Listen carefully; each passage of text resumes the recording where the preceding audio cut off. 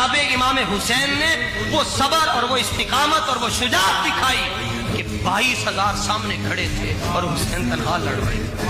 113 سوراخ آپ کے جسم اقدس میں ہو گئے۔ جب 113 سوراخ آپ کے جسم اقدس میں ہو گئے، حسین سے کوئی تلوار کے ذریعے نہیں جیت سکا، انہوں نے تیر مارے، تو آپ نے اللہ کی بارگاہ میں عرضی پیش کی، رکا پیش کیا، اللہم ردم بقضائک وصبرا علی بلائک وتسلیما علی امرک سبحان ربی الاعلی۔ الہی یہ اتنے سوراخ میرے جسم میں ہو گئے، 72 میں نے قربان کر دیے، اب تیری بارگاہ میں عرضی پیش کرنا چاہتا ہوں، ایک سوال کا جواب چاہیے، الہی بتا کیا اب تو مجھ سے راضی ہوا یا نہیں ہوا؟